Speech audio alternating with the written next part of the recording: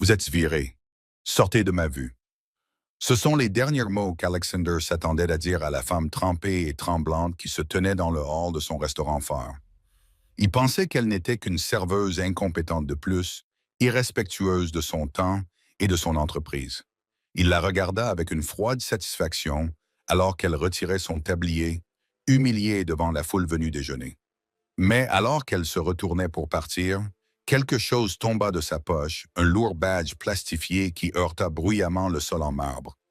Alexander se baissa pour le ramasser, avec l'intention de le jeter à la poubelle, mais lorsqu'il le retourna, le sang se retira de son visage. Le nom, le niveau d'habilitation, la photo. En une fraction de seconde, le milliardaire réalisa qu'il n'avait pas simplement licencié une serveuse. Il venait de commettre la plus grande erreur de sa vie. La pluie à Manhattan ne tombait pas simplement, elle s'abattait. Elle martelait les vitres teintées de la Maybach, qui s'arrêta dans un crissement de pneus devant le Gilded Spoon, l'un des restaurants les plus exclusifs de New York. À l'intérieur de la voiture, Alexander Sterling consulta sa montre PC Philippe. Il était 12h04. Il avait 4 minutes de retard et Alexander Sterling détestait être en retard. Mais il détestait encore plus que les autres soient en retard. À 42 ans, Alexander était l'incarnation même de la cruauté des entreprises américaines. Il n'était pas seulement PDG, il était aussi un redresseur. Lorsqu'une entreprise perdait de l'argent, le conseil d'administration appelait Sterling. Il intervenait, réduisait le budget, licenciait les employés inutiles et vendait les restes pour faire des bénéfices. Il était actuellement PDG par intérim de Luminary Hospitality Group, la société mère du restaurant qu'il s'apprêtait à inspecter. « Restez ici, chauffeur », marmonna Alexander en poussant la porte. Il sortit sous une pluie battante. Le vent fouettait son trench coat anthracite tandis qu'il se dirigeait vers les portes tournantes en laiton. Il n'était pas là pour un déjeuner agréable. Il était là parce que le restaurant Gilded Spoon affichait une baisse de 12% de ses marges trimestrielles et Alexander avait l'intention de découvrir pourquoi. Il entra dans le hall, secouant l'eau de son parapluie. La chaleur du restaurant l'envahit avec ses odeurs d'huile de truffe et de parfums coûteux. Le maître d'hôtel, un homme en sueur nommé Dominic, se précipita vers lui, le visage pâle. « Monsieur Sterling, nous ne vous attendions pas avant la semaine prochaine, » balbutia Dominic en se tordant les mains. « C'est le but d'une inspection surprise, Dominic, » dit Alexander d'une voix douce mais tranchante. « Trouvez-moi une table au centre de la salle. Je veux voir comment votre personnel gère l'affluence. » Dominic s'empressa d'obéir, claquant des doigts pour appeler un serveur.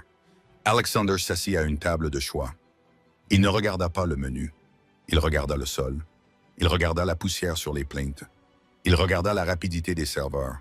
De l'eau pétillante, sans glaçons. Alexander aboya sur un serveur qui passait. Il se cala dans son siège et observa. Le restaurant était chaotique. L'heure de pointe du déjeuner battait son plein. Des banquiers, des mondains et des touristes occupaient toutes les places. Mais Alexander fixa son regard sur une section près de la cuisine. 2 tables n'avaient pas été débarrassées. Un couple regardait autour de lui, attendant manifestement l'addition. « Où est-ce le serveur de la section 4 » demanda Alexander à Dominic qui se tenait à proximité. « Ah, ce doit être Sarah. Elle a un peu de retard, monsieur, » répondit Dominic, l'air terrifié. « Du retard ?» Alexander haussa un sourcil. « Est-elle dans le bâtiment? » « Elle a appelé. Le métro est en panne et il pleut. Les excuses sont la monnaie des échecs, Dominic. » Alexander se leva. « Si elle n'est pas là dans 2 minutes, virez-la. Si vous ne la virez pas, je vous vire. » La menace planait dans l'air, lourde et réelle. Dominic acquiesça, déglutissant péniblement. À ce moment précis, la porte de service s'ouvrit brusquement. Une femme se précipita à l'intérieur. Elle était dans un état pitoyable. Ses cheveux, bien que tirés en arrière, étaient crépus à cause de l'humidité. Son uniforme, une chemise blanche impeccable et un gilet noir, étaient humides au niveau des épaules. Elle était essoufflée, la poitrine haletante, tandis qu'elle essayait de lisser sa jupe. C'était Tsrira. Elle semblait avoir environ 25 ans, avec des yeux fatigués qui reflétaient une énergie frénétique. Elle ne vit pas Alexander au début. Elle courut directement vers l'ordinateur de la caisse pour pointer. « Je suis vraiment désolé, Dominic », murmura-t-elle bruyamment, inconsciente de la présence du prédateur assis à 1,50 m d'elle. Le train est resté bloqué dans le tunnel pendant 20 minutes, puis l'école de ma fille a appelé. J'ai dû. Sarah, arrête! Siffla Dominic, les yeux rivés sur Alexander. Alexander se leva lentement. Il ajusta ses boutons de manchette. Il se dirigea vers l'endroit où se tenait Sarah. Elle se figea, sentant le changement d'atmosphère dans la pièce. Elle leva les yeux et croisa son regard. Il avait des yeux noisettes éclatants, parsemés de verre, mais remplis de panique. « Tu es en retard, » dit Alexander. Ce n'était pas une question. Sarah déglutit. « Monsieur, je sais qu'il y a une tempête. Regardez votre section. » Alexander désigna les tables qui n'avaient pas été débarrassées. « Ses clients attendent depuis longtemps. Le couple à la table 12 attend l'addition depuis 10 minutes. Vous faites perdre de l'argent à cet établissement. » « Je peux rattraper mon retard, » supplia Sarah en attrapant un tablier. « Je suis la serveuse la plus rapide que vous ayez. Donnez-moi juste 5 minutes. »« Je ne donne pas de temps, » dit Alexander froidement. « Je le retire. Vous êtes viré. » Le restaurant devint silencieux. Le cliquetis des couverts cessa. Sarah le fixa, la bouche légèrement ouverte. « Pour virer, balbutia-t-elle. « S'il vous plaît, monsieur, vous ne comprenez pas. J'ai besoin de ce travail. »« Ma fille, elle a besoin. » Tout le monde a une histoire triste à raconter. Alexander l'interrompit d'une voix suffisamment forte pour être entendue dans toute la salle. Le marché se fiche de votre fille. Les clients qui paient un 50 $ pour une salade se fichent de votre trajet en train. Vous n'êtes au mot fiable. Et dans mon entreprise, les éléments non fiables sont remplacés. Il se tourna vers Dominic. Faites-la sortir immédiatement et préparez son dernier chèque. Envoyez-le par la poste. Je ne veux plus la voir ici une seconde de plus. Le visage de Sarah s'effondra. Pendant un instant, Alexander crut qu'elle allait crier ou faire une scène.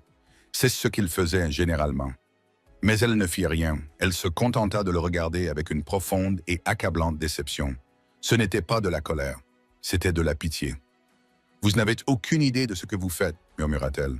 « Je sais exactement ce que je fais, » ricana Alexander. « Je fais le ménage. » Sarah détacha son badge. Elle le posa délicatement sur le comptoir d'accueil. Elle ne regarda pas Dominic.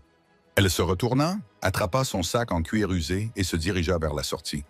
Elle gardait la tête haute, malgré les larmes qui coulaient clairement sur son visage. Alexander ressentit un élan de triomphe. Il avait affirmé sa domination. Il avait établi la norme. Alexander se tourna alors vers le personnel terrifié. Revenons à Clack. Un bruit rompit de la tension. Quelque chose de dur était tombé du sac de Sarah lorsqu'elle l'avait balancé sur son épaule près de la porte. Elle ne l'avait pas entendu à cause du bruit de ses propres sanglots étouffés et du bruit ambiant de la pluie dehors. Elle poussa les portes tournantes et disparut dans la tempête. Alexander fronça les sourcils. Il regarda le sol près de l'entrée. Sur le marbre poli gisait un cordon. Ce n'était pas le cordon noir bon marché fourni par le restaurant. C'était une sangle bleue épaisse avec un boîtier en plastique lourd à l'extrémité. « Désordonné jusqu'au bout, » marmonna Alexander. Il se dirigea vers la porte, avec l'intention de le mettre de côté d'un coup de pied ou de le donner à Dominic pour qu'il le jette. Il se baissa et le ramassa.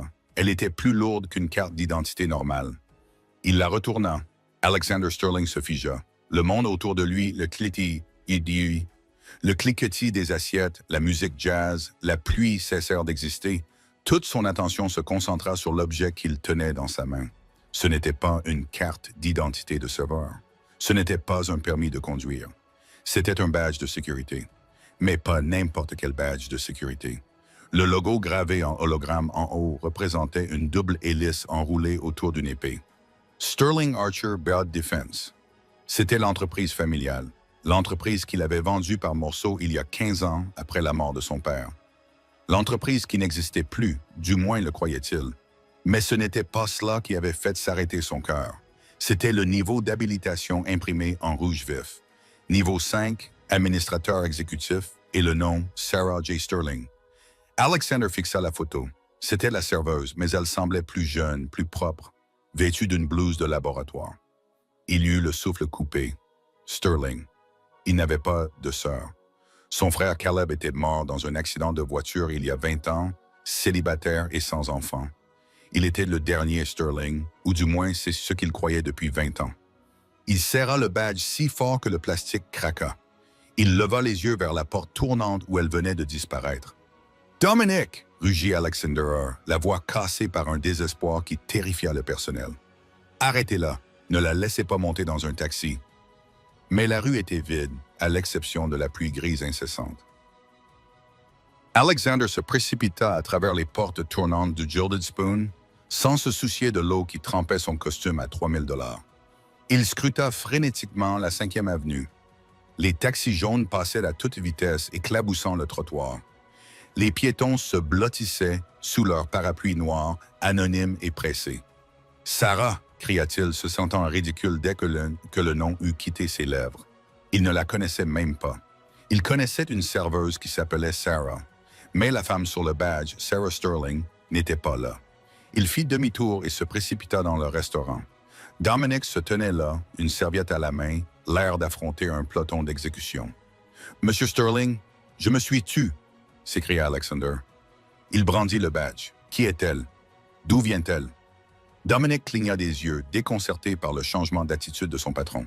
« Sarah, elle est avec nous depuis environ 6 mois. C'est une bonne employée, en général. Discrète, réservée. Demandez-moi son dossier, exigea Alexander en se dirigeant vers le bureau du directeur. Je veux voir son dossier d'embauche immédiatement. Dominic se précipita pour déverrouiller la porte du bureau. Il sortit un dossier d'un classeur et le tendit à Alexander. Alexander l'ouvrit brusquement et étala les papiers sur le bureau. Non. Sarah Miller. Adresse 402 East 180th Street, appartement 4B. Aucun contact d'urgence indiqué. Emploi précédent. Serveuse dans un restaurant du Queens. Vendeuse chez Macy's. C'est faux, murmura Alexander. Tout est faux. Il regarda à nouveau le badge qu'il tenait dans sa main. Sterling Archabald Defense. Cette division s'occupait des contrats gouvernementaux classifiés. Une habilitation de niveau 5 signifiait qu'elle n'était pas une simple employée. Elle avait accès aux archives secrètes. La fiducie familiale, les brevets génétiques, tout ce que le père d'Alexander avait caché avant l'effondrement. Pourquoi une femme disposant d'une habilitation de niveau 5 dans une entreprise de défense multimilliardaire, aujourd'hui disparue, servirait-elle des tables pour un salaire minimum plus des pourboires? Et pourquoi portait-elle son nom de famille? Alexander sortit son téléphone. Ses mains tremblaient légèrement, une sensation qu'il n'avait pas ressentie depuis le vote du conseil d'administration qui avait évincé son père. Il composa un numéro qui n'était pas enregistré dans ses contacts, un numéro qu'il avait mémorisé pour les urgences uniquement. « Identifiez-vous », une voix déformée répondit. « C'est Sterling. J'ai besoin d'une recherche rapide sur un nom. Priorité alpha. Allez-y. Sarah Miller. Faites également un recoupement avec Sarah Sterling. Lancez une reconnaissance faciale si vous pouvez pirater le flux de sécurité de Gilded Spoons. Je vous envoie une photo d'un badge que j'ai trouvé. » Alexander prit une photo de la carte d'identité et appuya sur « Envoyer ». Je dois savoir qui elle est et pourquoi elle possède un badge d'une entreprise qui a fermé ses portes il y a 15 ans. « Donnez-moi 10 minutes, » répondit la voix. La ligne fut coupée. Alexander s'affala dans le fauteuil du directeur, ignorant Dominic qui se recroquevillait dans un coin. Il passa son pouce sur le badge. Il était vieux et rayé. La date d'expiration était indéterminée. Son esprit revint immédiatement à son frère Caleb. Caleb était le fils préféré, le scientifique, celui que leur père, Robert Sterling, avait aimé. Alexander était l'homme d'affaires, la souris, le requin, la déception. Caleb était mort à 24 ans dans un accident tragique dans les Alpes suisses. Alexander avait identifié lui-même le corps. Le cercueil était fermé. Caleb avait-il eu une vie secrète? Le téléphone d'Alexander vibra. Un SMS. C'était un fichier. Il l'ouvrit. Objet. Sarah Jane Sterling, Sterling Miller, dit au 14 juin 2000. Père. Caleb Sterling. Mère décédée. Alelana Miller. Statut décédé. Disparu. Présumé morte. Alexander sentit l'air quitter la pièce. 14 juin 2000. C'était 4 ans avant la mort de Caleb. Caleb avait une enfant, une fille, et il ne l'avait jamais dit à Alexander. Il fit défiler le texte. Le rapport était succinct mais accablant. Alelana Miller avait été chercheuse junior chez Sterling Archer.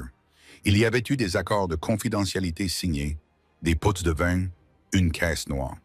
Son père savait que Robert Sterling savait qu'il avait une petite fille. Il avait payé la mère pour qu'elle disparaisse, Berthamise. Et quand Robert était mort, les paiements avaient cessé. Alexander sentit une vague de nausée le submerger. Il venait de licencier sa propre nièce. Il avait humilié le dernier lien vivant avec son frère. Mais il y avait autre chose. Une note au bas du rapport de renseignement. Signalé. Le badge d'identification correspond à un coffre-fort à la Zurich Cantonal Bank. Contenu inconnu. L'accès nécessite la vérification biométrique d'un membre vivant de la famille Sterling. La prise de conscience le frappa comme un coup physique, le testament de son père. Il avait été contesté pendant des années. Des millions de dollars en actifs, brevets et propriétés étaient bloqués dans une fiducie sans droit de regard accessible uniquement aux bénéficiaires. Alexander avait dépensé des millions en frais juridiques pour tenter de briser cette dette fiducie, pensant que son père l'avait simplement bloqué pour le contrarier. Il ne l'avait pas bloqué pour contrarier Alexander. Il l'avait bloqué pour elle. Sarah était la clé, littéralement. « Dominic, » dit Alexander d'une voix terriblement calme. « Oui, monsieur. Faites venir ma voiture et donnez-moi l'adresse qui figure dans son dossier. »« Celle d'East Harlem. »« Monsieur, ce quartier? Ce n'est pas... Je m'en fiche. » Alexander se leva, empochant le badge. « Et Dominic, oui. Si quelqu'un pose des questions, Sarah n'a pas été licenciée. Elle est en congé payé. En congé payé indéfini. Si vous dites le contraire à qui que ce soit, je brûlerai ce restaurant avec vous à l'intérieur. » Alexander sortit du bureau. La chasse était ouverte, mais il ne s'agissait pas d'un rachat d'entreprise. C'était une histoire de fantôme et le fantôme venait de franchir sa porte d'entrée. Il monta dans la Maybach. Le chauffeur le regarda dans le rétroviseur. « Où allez-vous, monsieur Sterling? »« East 118th Street, » répondit Alexander en fixant la pluie qui ruisselait sur la vitre. « Et roulez vite. J'ai l'impression que je ne suis pas le seul à la chercher. » Alors que la voiture s'insérait dans la circulation, Alexander regarda le badge une dernière fois. Il le retourna. Une inscription était gravée dans le plastique, à peine visible. « Ne fais pas confiance, Alexander. Zander. » C'était ainsi que Caleb l'appelait. Sarah avait été mise en garde contre lui. Par qui? Caleb était mort. Son père était mort. Alexander écarquilla les yeux, à moins que Caleb ne soit pas mort. La Maybach ressemblait à un vaisseau spatial qui avait atterri au mauvais siècle, alors qu'elle tournait au ralenti devant l'immeuble délabré en briques de la 118e rue Est. Le quartier sentait le bitume humide et les vieux déchets. Alexander Sterling sortit. Ses chaussures en cuir italien éclaboussèrent une flaque d'une substance douteuse. Il ne broncha pas. Il était concentré. Il vérifia le dossier que Dominic lui avait donné. Appartement 4B. Pas de sonnette, pas de porte. Juste une porte métallique rouillée maintenue ouverte par une brique. Alexander monta les escaliers. Il sentait le chou et la fumée de cigarettes racises. Des graffitis sur les murs formaient plusieurs couches. C'était très loin des maisons cossues et des propriétés auxquelles il était habitué. C'était très loin de la vie qu'un Sterling devrait mener. La culpabilité, une émotion rare et inconfortable pour Alexander, lui serra la poitrine. La fille de mon frère vit ici. Il arriva au 4e étage. Il leva la main pour frapper à la porte 4B, mais s'arrêta. La porte était défoncée. Le bois éclaté autour du cadre de la serrure suggérait qu'elle n'avait pas été laissée ouverte par accident. Elle avait été enfoncée à coups de pied. L'instinct d'Alexander, aiguisé dans les salles de réunion mais étonnamment applicable à la survie dans la rue, lui criait qu'il y avait un danger. Il poussa lentement la porte avec son pied. « Sarah » appela-t-il, sa voix résonnant dans le petit appartement sombre. Pas de réponse. Il entra. L'appartement était sens dessus-dessous, les matelas renversés, les tiroirs tirés et vidés sur le sol. Un jouet d'enfant. Un lapin en peluche avec une seule oreille gisait face contre terre dans un tas de verre brisé. Une panique froide et aiguë envahit Alexander. Il n'était pas seulement trop tard pour s'excuser. Il était trop tard pour la sauver. Il marcha à travers les débris, ses yeux à la recherche d'indices. Il se dirigea vers la petite cuisine. La table était renversée, mais sur le réfrigérateur, maintenu par un aimant en forme d'ananas, se trouvait un dessin. C'était un croquis au crayon représentant un homme grand en costume tenant la main d'une petite fille. En dessous, écrit en lettres majuscules enfantines, on pouvait lire « Oncle Xander va nous sauver ». Alexander le fixa du regard. Oncle Xander. Elle le connaissait. Elle avait parlé de lui à sa fille malgré l'avertissement sur le badge. Ne fais pas confiance à Xander. Elle l'avait présenté comme un sauveur à son enfant. Ou peut-être avait-elle prévu depuis le début de venir le voir, mais la peur l'en avait empêché. Un bruit provenait du placard de la chambre, un gémissement doux et étouffé. Alexander se retourna brusquement. Il s'approcha silencieusement de la porte du placard. Il attrapa la poignée et l'ouvrit brusquement. Recroquevillée dans un coin, enfouie sous une pile de manteaux d'hiver, se trouvait une petite fille. Elle ne devait pas avoir plus de 6 ans. Elle avait les yeux noisettes de Sarah et le menton de Caleb. Elle tremblait, serrant contre sa poitrine un petit cahier rouge. « Bonjour », dit Alexander d'une voix inhabituellement douce. Il s'accroupit. « Je ne te ferai pas de mal. » La fillette le fixa, les yeux écarquillés. Puis elle regarda son visage, puis le dessin sur le réfrigérateur, visible depuis l'embrasure de la porte. Puis elle le regarda à nouveau. « C'est toi, murmura-t-elle. »« Le méchant, grimaça Alexander. Je suis Alexander. Es-tu la fille de Sarah? » Maman m'a dit, « Si jamais tu venais, je devrais me cacher, » dit la fillette d'une voix tremblante. Elle ajouta, « Tu te soucies plus de l'argent que des gens. » Ta maman? Alexander déglutit péniblement. « Où est ta maman? » Les hommes l'ont emmenée. La fillette répondit, une larme coulant sur sa joue. Il portait des vêtements noirs. Il voulait la clé. Maman m'a crié de me cacher. Elle m'a dit, « Donne-la à oncle Xander seulement si tu y es obligé, mais ne lui fais pas confiance. » La clé? Elle t'a donné quelque chose? Demanda Alexander doucement. La fillette hésita. Puis, lentement, elle tendit le cahier rouge. Elle dit, « C'est la carte. » Elle dit, « La clé n'est pas un objet, c'est un endroit. » Alexander prit le cahier. C'était un vieux journal de laboratoire. Il reconnut immédiatement l'écriture. C'était celle de Caleb. Soudain, le bruit de lourdes bottes retentit dans l'escalier à l'extérieur. Ce n'était pas la police. Trop lourd, trop rapide. « Ce sont eux? » demanda Alexander. La jeune fille acquiesça, terrifiée, se couvrant le visage. « D'accord, » dit Alexander, le visage durci par une détermination inébranlable. Il se leva et tendit la main. « Je suis peut-être un méchant, petite, mais pour l'instant, je suis le seul homme que tu as. On s'en va. » La jeune fille regarda la porte, puis la main d'Alexander. Elle la prit. Alexander la souleva dans ses bras. Elle était étonnamment légère et se dirigea vers la fenêtre de l'escalier de secours. Il n'allait pas sortir par la porte d'entrée. Il donna un coup de pied dans la moustiquaire de la fenêtre. « Accroche-toi bien » ordonna-t-il. Alors qu'il descendait précipitamment l'échelle métallique rouillée dans la ruelle, la porte d'entrée de l'appartement au-dessus d'eux s'ouvrit brusquement. « Fouillez les pièces. Trouvez la fille !» cria une voix. C'était un accent russe, épais, lourd. Alexander se mit à courir. Il sprinta vers la rue principale où la Maybach attendait. « Démarre la voiture !» cria-t-il à son chauffeur avant même d'atteindre la porte. Il se jeta avec la fille sur la banquette arrière, juste au moment où 2 hommes, en tenue tactique sombre, surgissaient de la ruelle, armes au poing. « Roulez !» rugit Alexander. Le chauffeur s'enfuit. La Maybach fit crisser ses pneus et bondit en avant au moment où une balle brisait le pare-brise arrière. Alexander poussa la tête de la fille sur ses genoux. « Restez baissé », dit-il en regardant derrière lui. Les hommes couraient vers un SUV noir. « On est suivi », dit Alexander en sortant son téléphone. Il appela son chef de la sécurité. « Code rouge, j'ai besoin d'une équipe d'extraction. Je suis sur la 118e, en direction de l'ouest. J'ai un paquet et j'ai des ennemis. » La petite fille le regarda, tremblante. « Tu vas me virer aussi? » Alexander baissa les yeux vers elle, vers le sang sur sa main provenant d'une coupure qu'il s'était faite sur l'escalier de secours. Il regarda le carnet rouge. « Non, » dit Alexander d'une voix ferme, « je vais t'engager. Nous avons un travail à faire.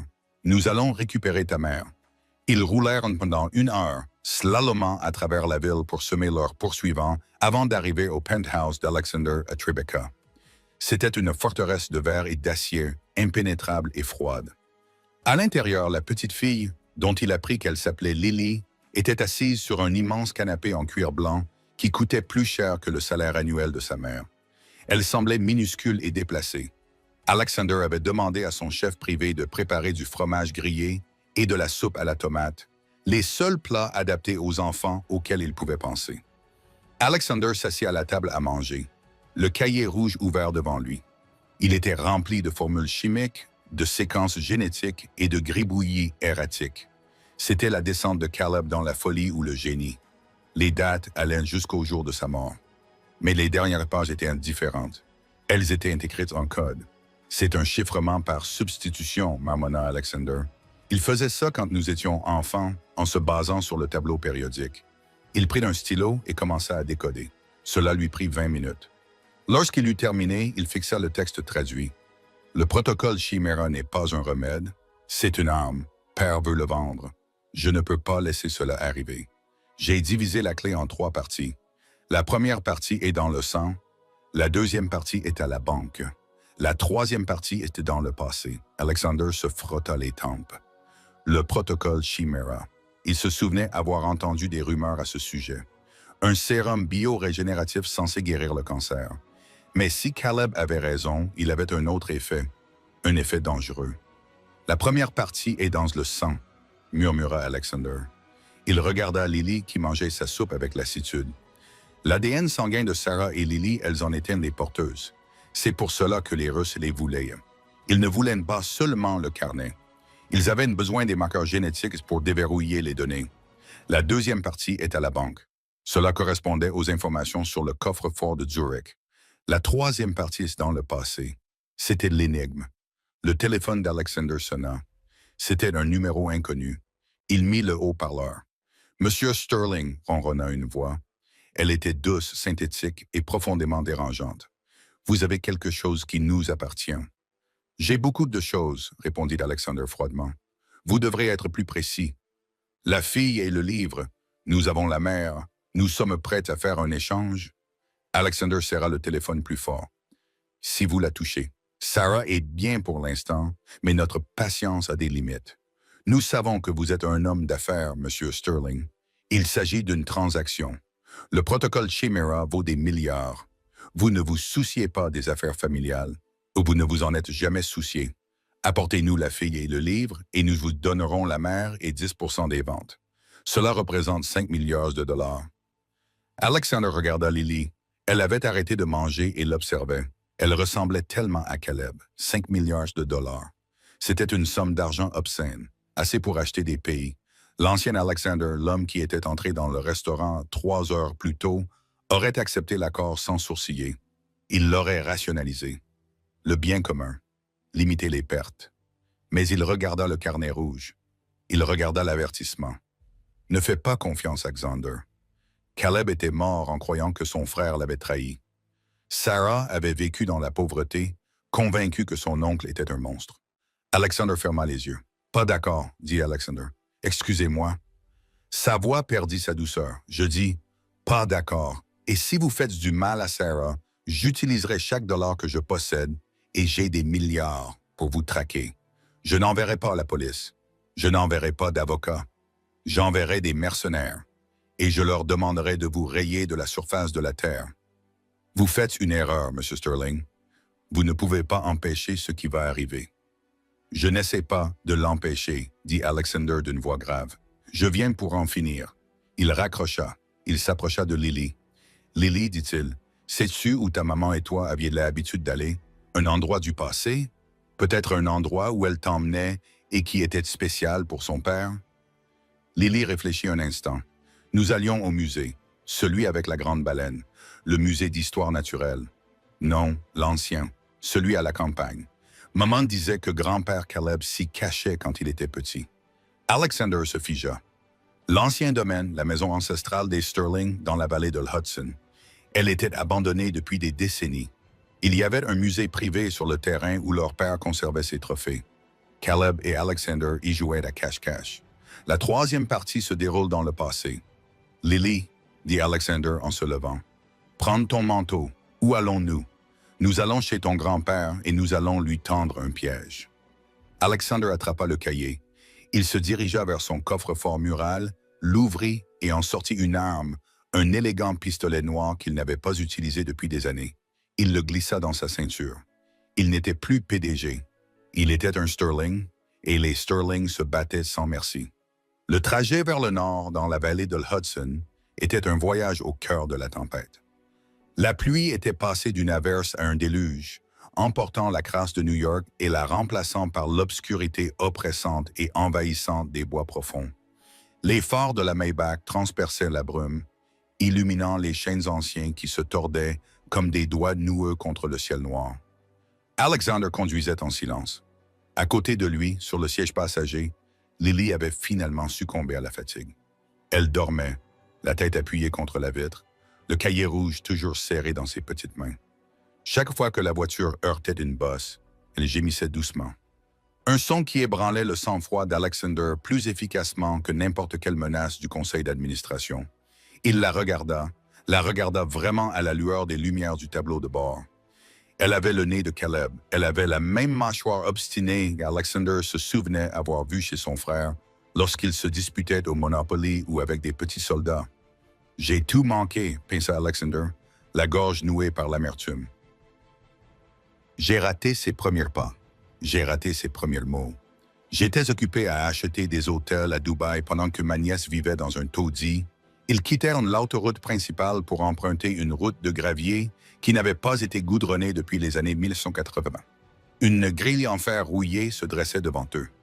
Les armoiries de la famille Sterling, un lion rampant tenant une clé, étaient à peine visibles sous les vignes de lierre étouffantes. Alexander arrêta la voiture. Il n'avait pas de télécommande. Le système électronique était hors service depuis une dizaine d'années. Il est sorti dans la boue, ruinant instantanément ses mocassins à 3000 $. Il a poussé contre le fer froid et humide avec un grincement métallique qui ressemblait au gémissement d'une bête mourante, et le portail s'est ouvert. C'était Blackwood Manor, l'endroit où les frères Sterling passaient leurs étés, l'endroit où leur père, Robert Sterling, s'était lentement retiré du monde pour se consacrer à son héritage. Alexander remonta l'allée sinueuse. La maison émergea de l'obscurité, une monstruosité victorienne avec ses tourelles et ses fenêtres noires. Elle ressemblait à un tombeau. À bien des égards, c'était le cas. « Nous sommes arrivés », murmura Alexander en secouant doucement Lily. Elle se réveilla en sursaut, les yeux paniqués, avant de poser son regard sur lui. « C'est le musée. »« C'est la maison de mon père », répondit Alexander. « Mais oui, le musée est à l'arrière. » Ils entrèrent par la porte de service, Alexander enfonçant la porte du pied, car il avait perdu ses clés il y a des années. L'air à l'intérieur était vicié, glacial, et sentait la pourriture et le vieux papier. Il utilisa la lampe torche de son téléphone pour les guider. La maison était exactement comme il l'avait laissée 15 ans auparavant. Les meubles recouverts de draps blancs ressemblaient à des fantômes debout dans la pénombre. Les portraits d'ancêtres sévères les regardaient d'un air critique depuis le papier peint décollé. « C'est effrayant », murmura Lily en agrippant l'ourlet du trench coat trempé d'Alexander. « Ce n'est qu'une vieille maison », répondit Alexander, bien que son cœur battît à tout rompre. « Venez, la bibliothèque est par là. » Ils traversèrent le grand hall, leurs pas résonnant bruyamment sur le parquet. Alexander la conduisit jusqu'aux imposantes portes doubles situées au bout de l'aile est. C'était le sanctuaire privé de Robert Sterling, mi-bibliothèque, mi-musée des curiosités. Alexander poussa les portes. Le faisceau de sa lampe balaya la pièce. Elle était remplie d'animaux empaillés, d'un grizzly poussiéreux, de boîtes contenant des papillons exotiques et de squelettes de petits animaux. Mais au centre de la pièce se trouvait un imposant bureau en acajou, derrière lequel s'élevait un mur de livres reliés en cuir. « Bon, » dit Alexander en posant le cahier rouge sur le bureau, « la troisième partie est dans le passé. Caleb a dit qu'il l'avait caché là où il avait l'habitude de cacher ses affaires. » Alexander regarda autour de lui. « Quand nous étions enfants, ton père et moi jouions à cache-cache ici. C'était toujours moi qui cherchais. Caleb se cachait. Il était doué. Il pouvait se faufiler dans des espaces où je ne pouvais pas entrer. Il ferma les yeux, forçant son esprit à remonter 30 ans en arrière. Où allais-tu, Caleb? Où était le seul endroit où je ne pouvais jamais te trouver? Il se souvenait de sa frustration. Il se souvenait avoir crié « J'abandonne, sors ». Et il se souvenait du rire de Caleb. Il semblait toujours venir des murs eux-mêmes. « Le monde plat », murmura Alexander. « Le quoi ?» demanda Lily. Il y avait un ascenseur de service pour la nourriture.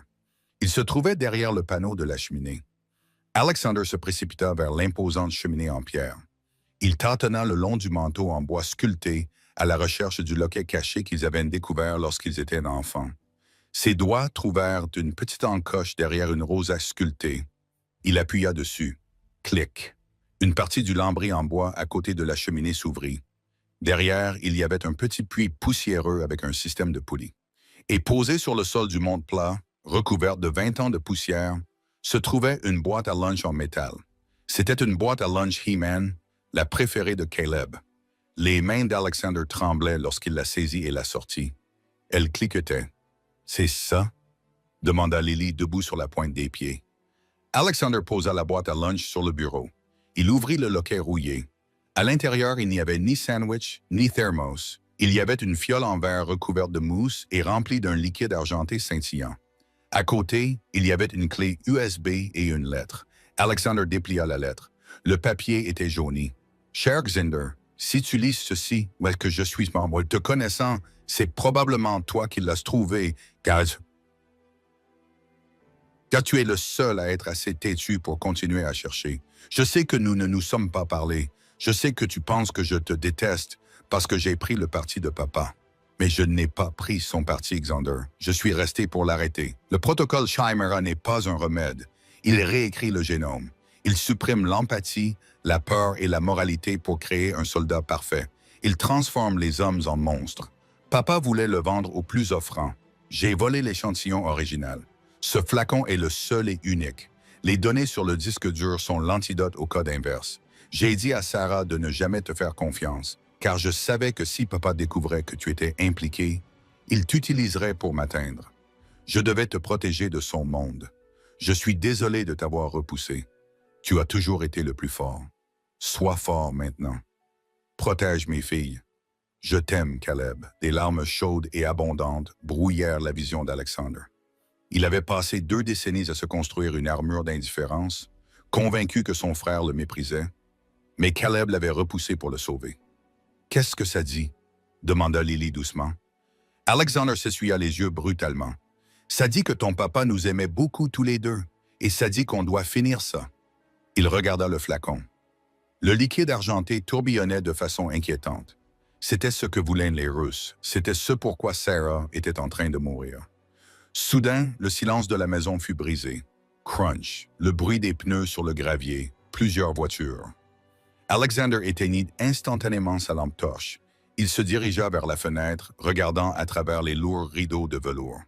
En bas, dans l'allée, des projecteurs perçaient de la pluie. 3 SUV noirs avaient encerclé sa Maybach. Des hommes en sortaient, armés, blindés et professionnels. Alexander en compta 8. Non, 10. Et au centre, un homme vêtu d'un long manteau beige sortit. Il tenait un parapluie dans une main. De l'autre, il fit sortir une femme de la banquette arrière du SUV de tête. Sarah. Elle boitait. Son visage était couvert de bleu. Sa lèvre était fendue, mais elle était en vie. L'homme au manteau beige leva les yeux vers la maison. Il ne cria pas. Il porta simplement un téléphone à son oreille. Le téléphone d'Alexander vibra dans sa poche. « C'est l'heure », murmura Alexander. Il regarda Lily. La peur dans ses yeux était totalement paralysante. Il s'agenouilla et lui saisit les épaules. « Lily, écoute-moi. Je veux que tu sois courageuse. Plus courageuse que tu ne l'as jamais été. » Il prit la clé USB et la fiole. Il mit la clé dans sa poche, mais remit la fiole dans la boîte à lunch. « Je vais descendre, » dit Alexander. « Non, Lily l'attrapa. Ils vont te tuer. »« Non, » Alexander mentit. « J'ai ce qu'ils veulent, mais tu dois te cacher. Pas ici. Les méchants vont chercher ici. » Il regarda le monde plat. Il était petit et étroit. « Entre, » dit Alexander.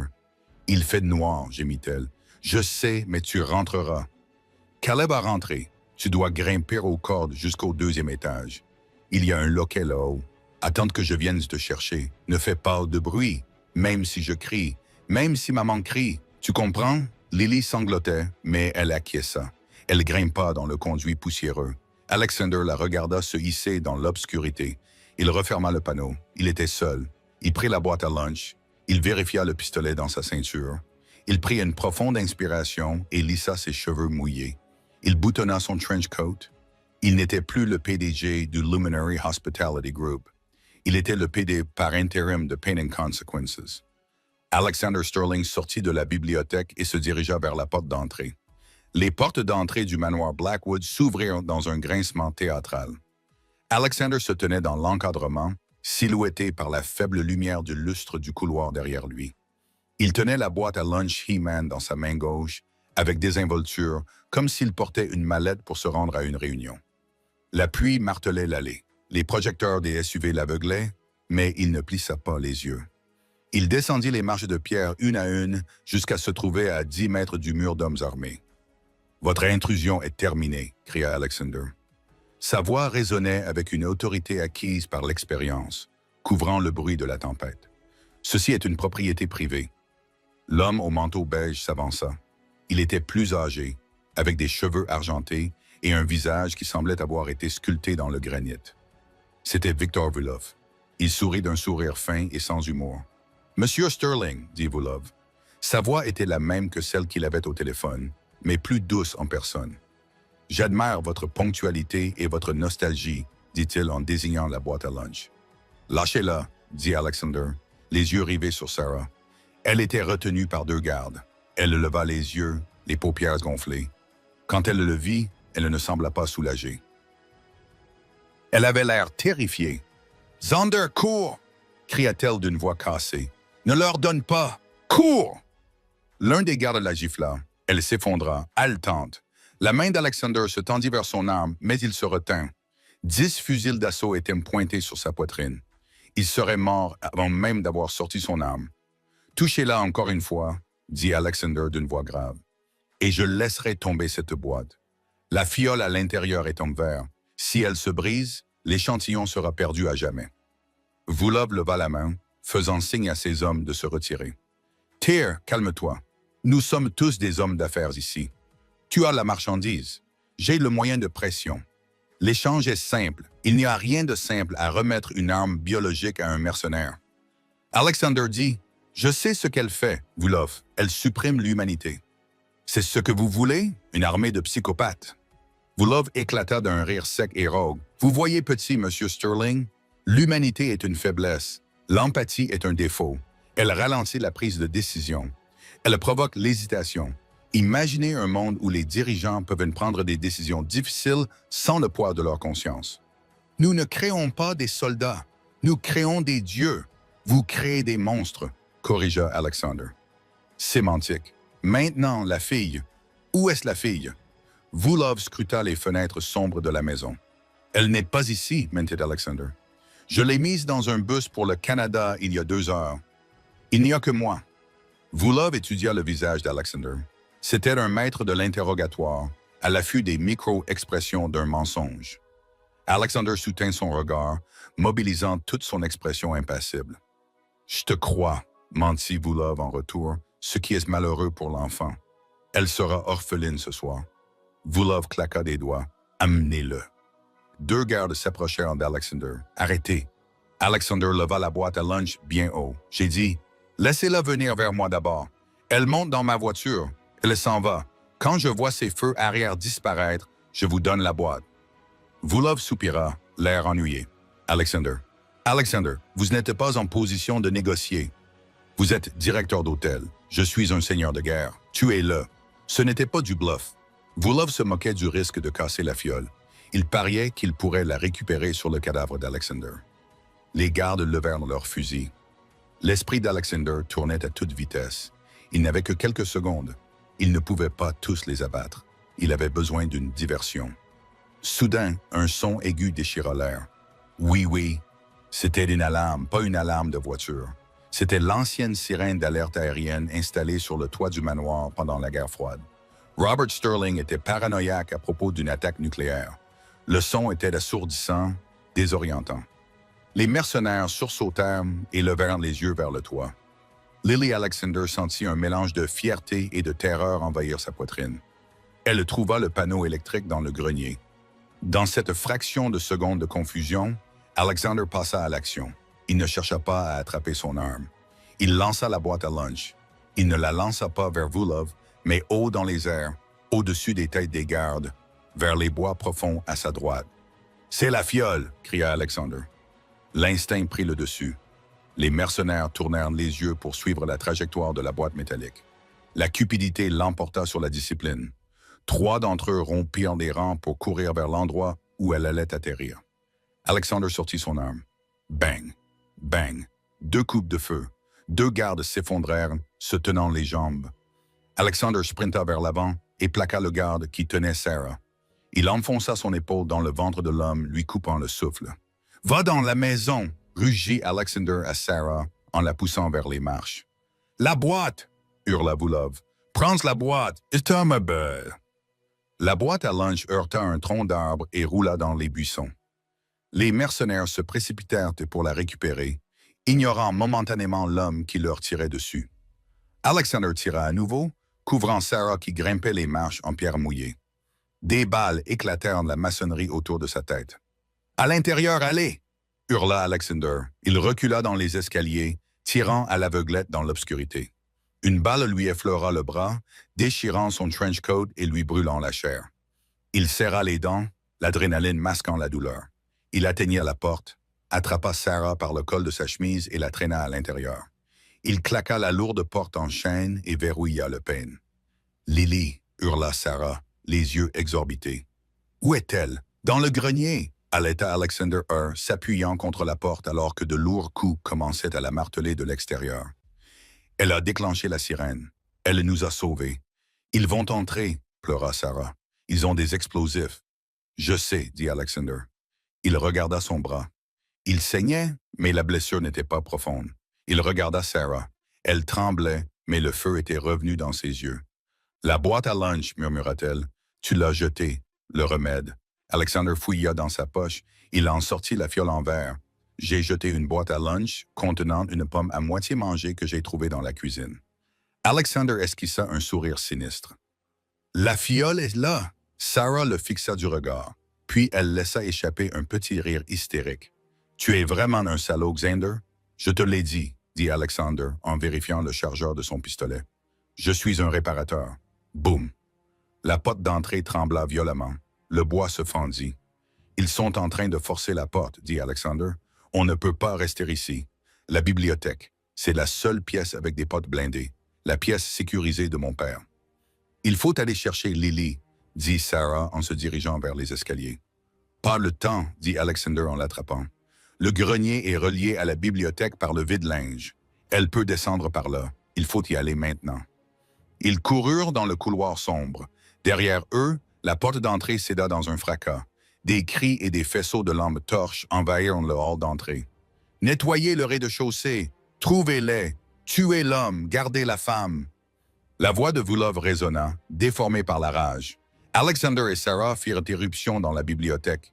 Alexander claqua les doubles portes et jeta les lourdes barres de fer que son père avait installées. « Lily !» cria Alexander en courant vers la cheminée. Il ouvrit le panneau. « Lee, glisse maintenant. » Un instant plus tard, une petite silhouette poussiéreuse glissa dans le conduit et tomba sur le sol. « Maman. » Sarah tomba à genoux et prit l'enfant dans ses bras. Elles pleurèrent, serrées l'une contre l'autre dans la pièce sombre et poussiéreuse. Alexander les observa pendant un instant, la gorge serrée, mais le bruit des bottes dans le couloir le ramena à la réalité. Il regarda la fiole dans sa main. Puis, il regarda le mur de livres. « Cette pièce est une impasse, » dit Sarah en levant les yeux, la terreur revenant. « S'ils ont des explosifs, ces portes ne tiendront pas longtemps. » En effet, acquiesça Alexander. Il se dirigea vers le bureau. « Mais nous ne resterons pas ici. » Il renversa l'imposant bureau en acajou. Sous celui-ci se trouvait un tapis. Il le repoussa d'un coup de pied, révélant une trappe en acier encastrée dans le sol. « La cave à vin ?» demanda Sarah, perplexe. « Ça mène juste au sous-sol. »« Pas à la cave à vin !» dit Alexander en saisissant la poignée. « Les tunnels de la prohibition, ils mènent jusqu'à la rivière. » Il tira. La porte ne bougea pas. Elle était rouillée. Les portes de la bibliothèque résonnèrent. Les mercenaires utilisaient un bélier. « Allez !» Alexander serra les dents et tira jusqu'à ce que les veines de son cou gonflent. « Ouvre, espèce de salaud !» La rouille céda. La porte s'ouvrit brusquement, révélant un trou sombre et humide et une échelle disparaissant dans la pénombre. « Allez-y !» ordonna Alexander. « Sarah, toi d'abord avec Lily. » Sarah hésita. « Et toi? Je te suis. » Sarah descendit Lily dans le trou, puis descendit elle-même. Alexander se tenait au bord. Les portes de la bibliothèque étaient en train de se briser. Il pouvait voir le canon d'un fusil passer par l'interstice. Il regarda la fiole. Il regarda la clé USB. S'il les prenait, Vulov les suivrait jusqu'au bout du monde. Tant que le protocole Chimera existerait, il ne serait jamais en sécurité. Alexander fit un choix. Il prit la clé USB, l'antidote, et les mit dans sa poche. Puis il tint la fiole de liquide argenté au-dessus de la trappe ouverte. « Hey, Vulov! » cria Alexander à la porte. Les coups cessèrent. « Abandonne, Sterling! Tu ne peux aller nulle part! J'en ai marre de ce marché! » hurla Alexander Heur. Il fracassa la fiole contre le bord en pierre de la trappe. Le verre se brisa. Le liquide argenté se répandit sur le sol, sifflant au contact de l'air et se transformant en une mousse bouillonnante inutile. « Non! » hurla Vulov de l'autre côté de la porte. Alexander sauta dans le trou, refermant la trappe en acier au-dessus de lui juste au moment où les portes de la bibliothèque explosaient vers l'intérieur. Il descendit l'échelle dans l'obscurité, laissant derrière lui le monde des milliardaires et des mercenaires, s'enfonçant dans la boue pour sauver la seule chose qui comptait vraiment, sa famille. Les tunnels sous le manoir Blackwood étaient un labyrinthe de pierres froides et d'eau ruisselante, sentant la terre humide et l'histoire oubliée. Alexander ouvrait la marche, sa lampe torche projetant un faible faisceau dans l'obscurité suffocante. Derrière lui, Sarah portait Lily, qui avait enfoui son visage dans l'épaule de sa mère, trop épuisée pour pleurer. Au-dessus d'eux, les bruits étouffés des cris et de la destruction s'estompaient. Vulov ne les suivait pas. La fiole étant détruite, le butin avait disparu. Les poursuivre dans un endroit dangereux était une mauvaise décision commerciale, et Vulov était avant tout un homme d'affaires. Ils marchèrent pendant ce qui leur sembla être des kilomètres. Le bras d'Alexander lui faisait mal à l'endroit où la balle l'avait effleuré. La douleur était vive et intense. Elle lui rappelait qu'il était vivant. Elle lui rappelait qu'il était humain. Une sensation qu'il n'avait pas éprouvée depuis des années. Finalement, le tunnel s'élargit. Une grande ouverture se profilait devant eux. Le clair de lune filtrait à travers les barreaux rouillés. Alexander donna un coup de pied pour l'ouvrir et ils trébuchèrent sur les berges boueuses de l'Hudson. La tempête était passée. Le ciel prenait une teinte violette. Les premières lueurs de l'aube apparaissaient à l'horizon. L'air était froid, pur et silencieux. Sarah posa Lily par terre. La petite fille regarda Alexander, les yeux écarquillés. « Avons-nous gagné? » Alexander regarda la rivière, puis l'entrée du tunnel. « Nous avons survécu, Lily. C'est une victoire. » Il fouilla dans sa poche et en sortit la clé USB. L'antidote, les données qu'elle contenait ne se limitaient pas à inverser les effets du sérum. Elles contenaient également les preuves des recherches illégales de Sterling Archer. Les preuves qui permettraient de démanteler les réseaux d'hommes comme Vulov. C'était leur police d'assurance. Tant qu'Alexander détiendrait cette clé, Vulov ne les toucherait plus jamais. « Et maintenant ?» demanda Sarah, frissonnant dans la fraîcheur matinale. Elle le regardait non pas comme un patron ou un ennemi, mais comme un frère. « Maintenant, » dit Alexander en retirant son trench coat abîmé et en l'enroulant autour d'elle et de Lily, « nous allons prendre notre petit déjeuner et je ne parle pas du Gilded Spoon. » 3 mois plus tard, la salle du conseil d'administration de Luminary Hospitality Group était silencieuse. Les membres du conseil fixaient Alexander Sterling.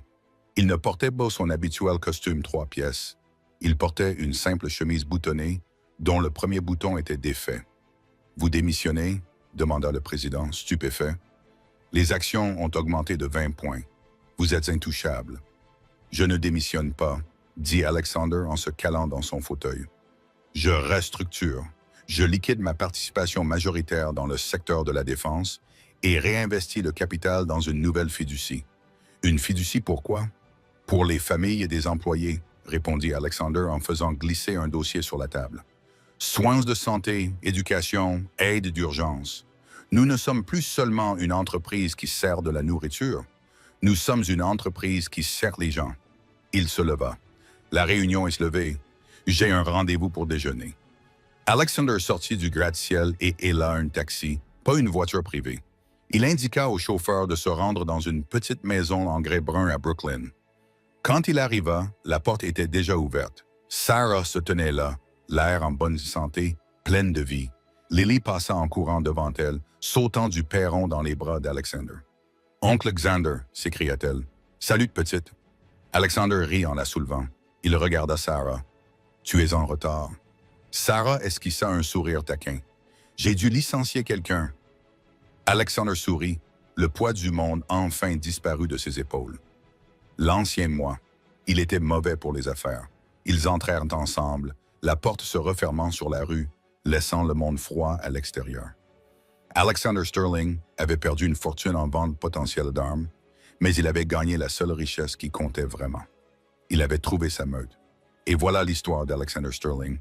Il avait commencé sa journée en renvoyant une serveuse pour quelques minutes de retard, aveuglé par la lutte humaine qui se déroulait sous ses yeux. Il pensait que le pouvoir venait du contrôle, de l'efficacité et de la peur. Mais dans les rues pluvieuses de New York et les tunnels sombres de son passé, il apprit la leçon la plus difficile de toutes. Le temps n'est pas de l'argent. Le temps, ce sont les moments que vous passez avec les personnes que vous aimez. Alexander pensait être le réparateur capable de remettre sur pied n'importe quelle entreprise en difficulté. Au final, la seule chose qui avait vraiment besoin d'être réparée, c'était lui-même. Il n'a pas seulement sauvé Sarah et Lily, elles l'ont sauvé lui aussi. Elles ont transformé un homme d'acier en un homme de cœur. Merci d'avoir écouté cette histoire. Si cette histoire vous a ému ou si vous pensez que la famille vaut la peine de se battre, n'hésitez pas à cliquer sur le bouton « J'aime ». Cela aide vraiment la chaîne à se développer. N'oubliez pas de vous abonner et d'activer la cloche pour ne manquer aucune nouvelle histoire. Je veux savoir ce que vous en pensez. Si vous étiez Alexander, auriez-vous détruit la fiole ou auriez-vous essayé de la vendre pour sauver le monde d'une autre manière? Faites-le moi savoir dans les commentaires ci-dessous avec le hashtag #FamilyFirst. Merci d'avoir regardé et à bientôt pour la prochaine histoire.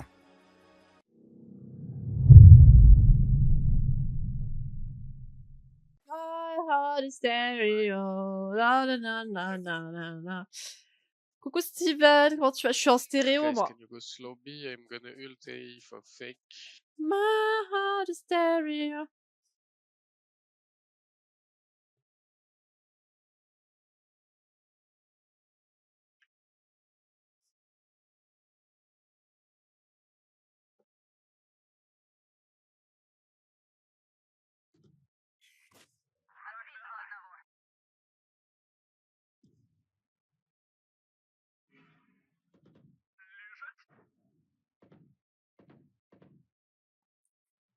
Chamber of trap.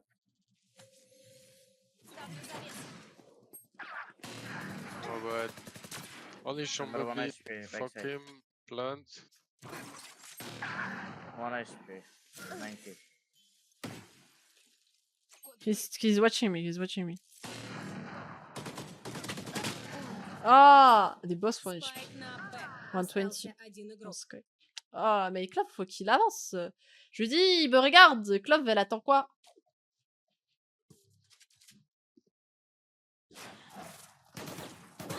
Прощай. Бум. 90 chamber. Non, dommage. 26.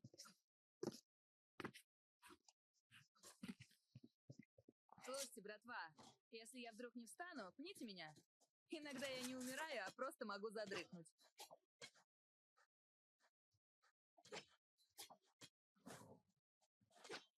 Bah, c'est pas du tout la même game, hein. Aïe aïe aïe. Mais j'attendais un move de la Jet, Clove. can you dash shorty lamp? J'attendais un move de la Clove. Le Chamber, il me regarde. Je vois que la Clove, elle est là. Je lui dis ça. Je lui dis, Chamber is watching me. Clove, t'es censé faire un move. T'es censé mettre de la pression. T'es censé me bait. T'es censé Should be bouger. for flash. T'es censé faire quelque chose. Et je sais pas, il Alright. fait rien. Oh my god! Avec un spike, Phoenix. 1 HP right. Чётенько. Ставим спайк. Спайк установлен.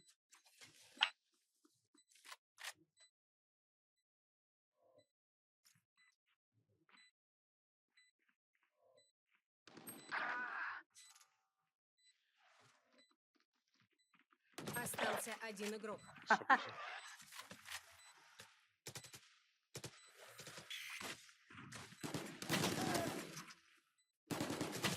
Ah, je suis trop nulle. Je suis vraiment trop nul. Je suis vraiment trop nul. Je suis trop nul. Ah, attends. Peut-être que je fasse ça. Hein. Merde. Attends. C'est où les appareils appareils? Attends. Son? Son système lecture. Mais toi, on est d'accord que...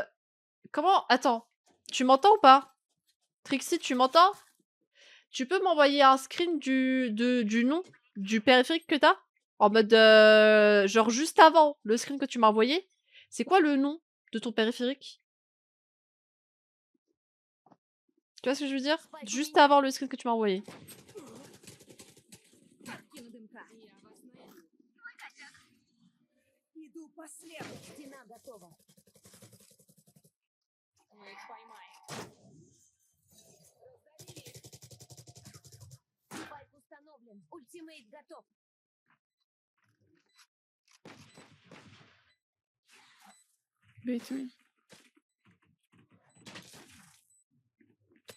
Перезаряжаю. Будет ему уроком. Ah, c'est quoi ce bruit? I will wait. Остался один враг. Nice. Перезаряжаю. Здесь.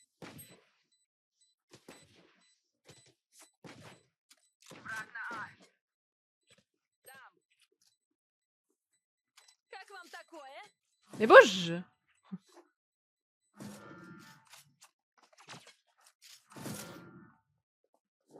Минимум затрат. Экономика тут простая. Я вас шучу. Я в финансах ноль. Ah, mais tu vois, moi, j'ai pas la même. Moi, j'ai pas la même. Moi, j'ai deux trucs, regarde. J'ai deux trucs. Et en plus, t'as la V2. Regarde ce que j'ai, moi. Déjà, pourquoi j'ai chat et pas game?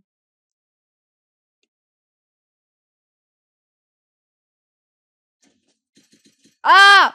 Non! Ouais, le son il est bizarre.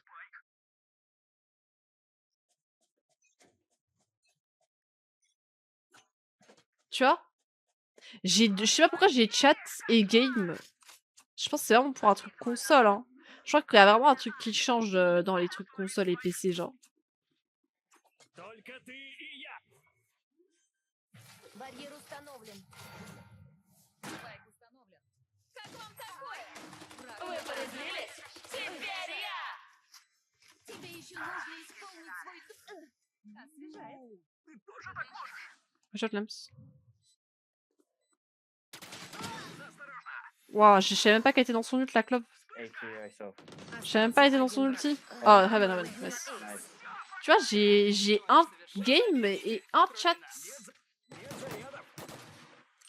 Je trouve ça grave bizarre, genre. Я прикрою вас.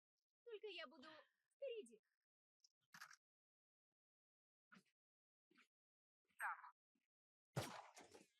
Can you go scan?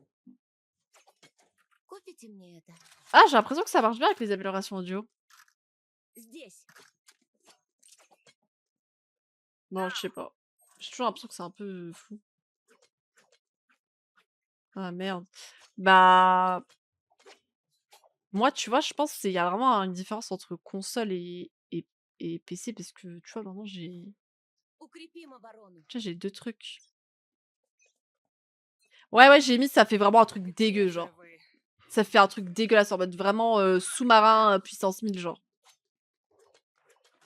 Je sais pas pourquoi, c'est le chat qui fonctionne bien. Je sais pas pourquoi. Кину дымка.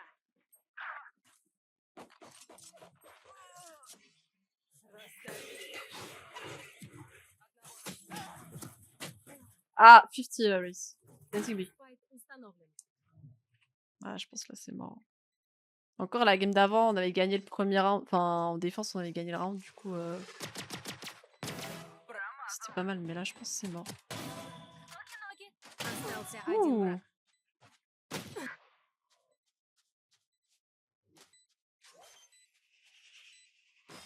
Nice. Oh, bah, let's go. Eh bah, 2v4. Bah, 2v4. What the fuck? Bah, il y a peut-être un petit lueur d'espoir, hein, au final. Je suis bien bottom frag, mais c'est en défense que je m'étais rattrapé en plus.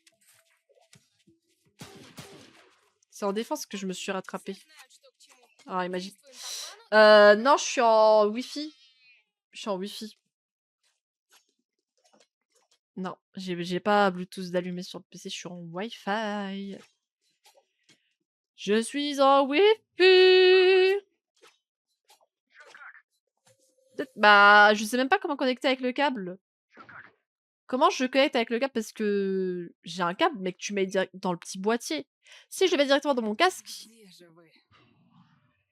ça va être en mode... Ça va pas marcher, si. Parce que c'est un USB, c'est genre USB, tout type C. Je crois que c'est purement pour charger, ça.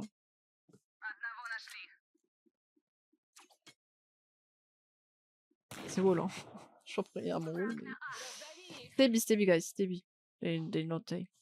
Not... Одного нашли.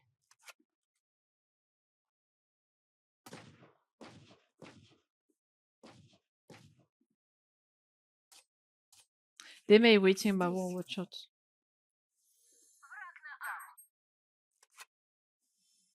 Исцеляю. Not that.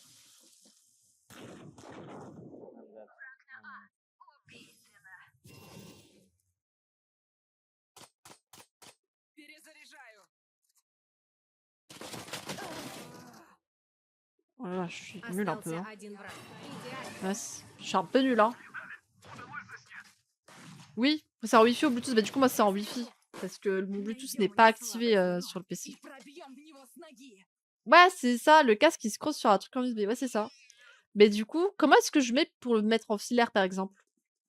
Parce que si je connecte le casque en... Pas dans l'embout, mais directement dans mon casque, est-ce que ça va marcher? Mais en plus, c'est chiant, du coup, j'ai un casque à 250 € et il marche pas en non filaire. Mais là, j'ai l'impression que ça va, là. Ou alors, je me suis habituée. Un des deux. Soit ça va le son, soit je me suis habituée, genre. Где же вы? Отметила одного. Some say A, Поймай. Smoke say, I think it's